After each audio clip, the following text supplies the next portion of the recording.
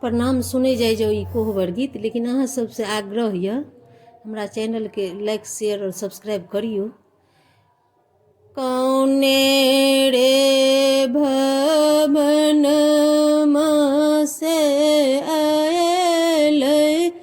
सुंदर दुल्हा आयल सुंदर दुल्हा बटी गेल ससुर दुआरी रे गवन बसी गेल ससुर दुआरी रे गवन कहाँ गेलो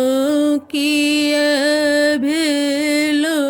सुहाबे से कन्या सुहाबे कोबर घर करुणा छावन रे गवन कोबर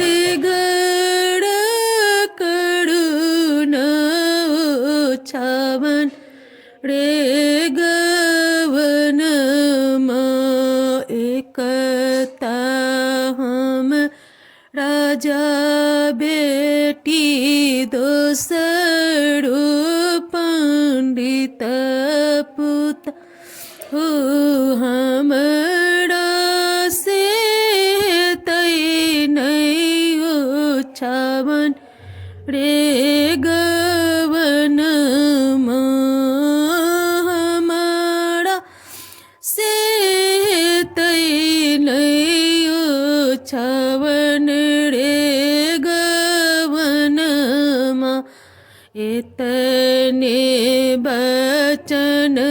सुनलन दुल्हा से राम दुल्हा भय गेल घुड़ पीठ सबर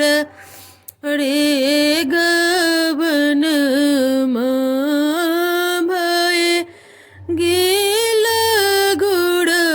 पीठ सबर रे गवन इतने बचन सुनलन सुहाबे से कन्या सुहाबे धाय लेला घोड़ा के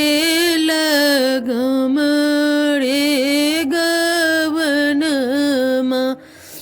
अपने तजचे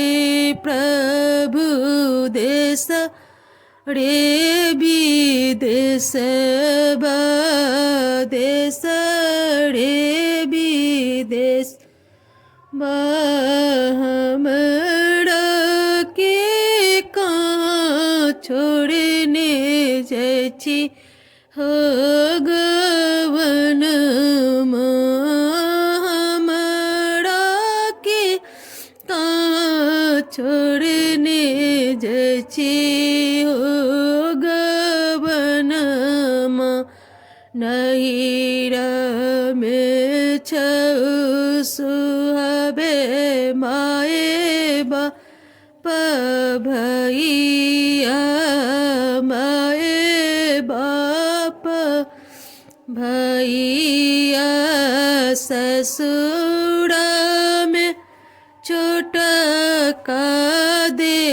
बड़ रे गवन ससुर में छोट का दे बड़ रे गवन नहीं काम देतै प्रभु माए बाप भैया नहीं काम देतै छोट दे बड़ रे गवन